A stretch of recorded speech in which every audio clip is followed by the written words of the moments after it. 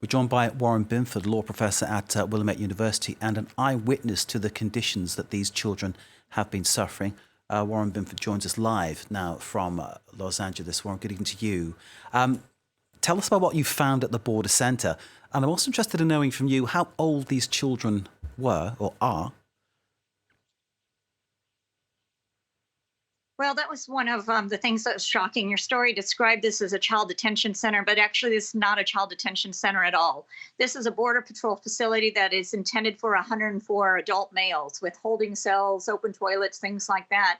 So when we arrived and we discovered that there were 350 children, more than 350 children being there, we were quite shocked. And when we looked at the roster of children who were there, it included children of all ages from 0 to 17, including some child mothers who were trying to take care of their infants.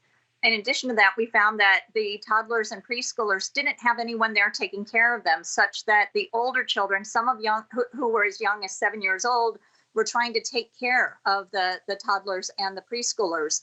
In addition to that, one of the child mothers, her infant got sick, and because there was no one to care for the sick children, she ended up having to go into the quarantine area to care for her infant, and she too developed this severe influenza that's affected approximately 15 children there. And she then became sick with influenza, could not take care of her infant, so her infant was then given to another child to take care of. So basically what's happening is you have children who are sick, you have children that are in cells where there are as many as 100 children in these cells. One boy described that when he first got there were 300 children in the cells. Many of these children are being housed in what is literally a metal warehouse with no windows. And it is the worst circumstances that I've ever seen children being kept in the United States of America. And I'm sickened by it. It's just indeed, and let's underline. This is happening in the United States, the land of the free, the leader of the free world, as we always say.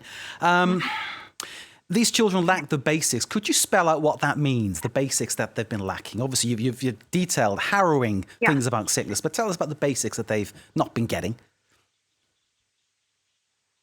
Yeah, so basically these children have not been getting regular showers. They've not been able to brush their teeth on a regular basis. They've not been given healthy food on a regular basis. They are being given instant foods and frozen foods all day, every day. That 3 times a day they are given Kool-Aid, which is a highly chemical sugar punch, and a cookie, and then in the morning they're given instant oatmeal. At lunch they're given instant soup, and for dinner they're given a frozen burrito in addition to the cookie and the Kool-Aid.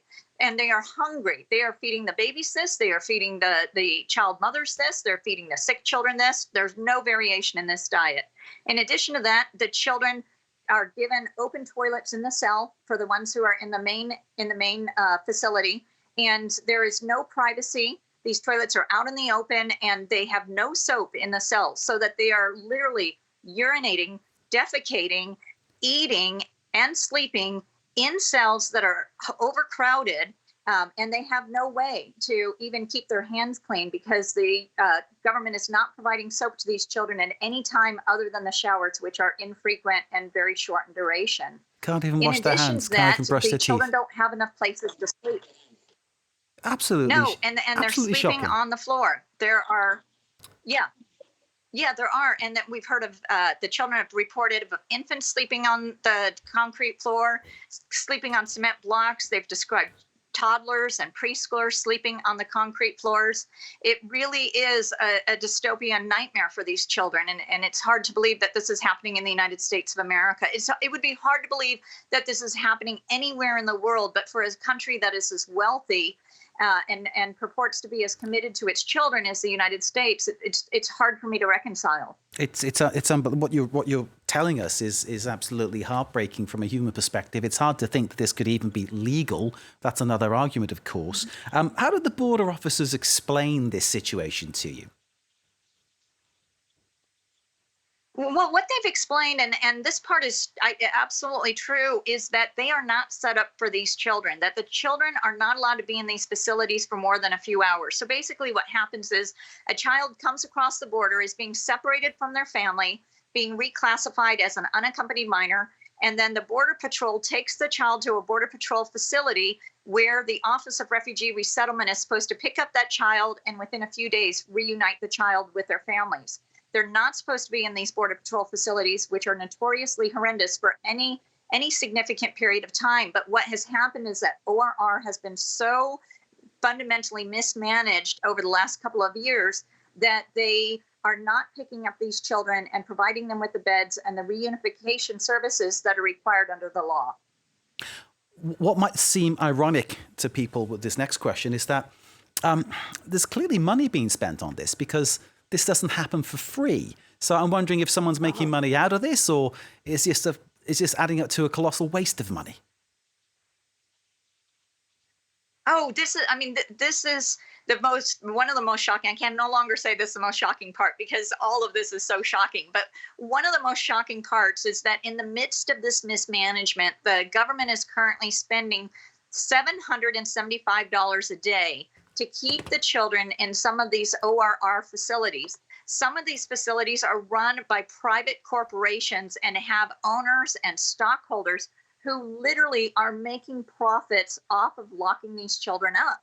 So when you hear that children who are only supposed to be in ORR facilities for a few days are actually there for 9 months or longer, you start to wonder what is driving this incompetence. Is it the management? And if so, then these people, then the company should be replaced. Or is it the fact that they are profiting from keeping these children and not returning them to their families? The American taxpayers could save more than $1 billion a year if all they did is take these children as soon as they come into government custody, and for the 42% who have parents living in the United States, simply put them with their parents. And then there is another 46% who have other relatives or guardians living in the United States. We could have these children, actually it's 86% of it.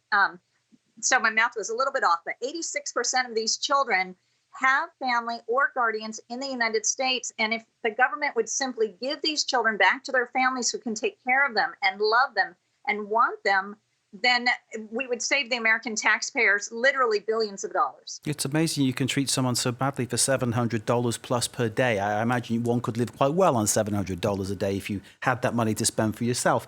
Final question. This all came from Donald Trump's zero tolerance policy.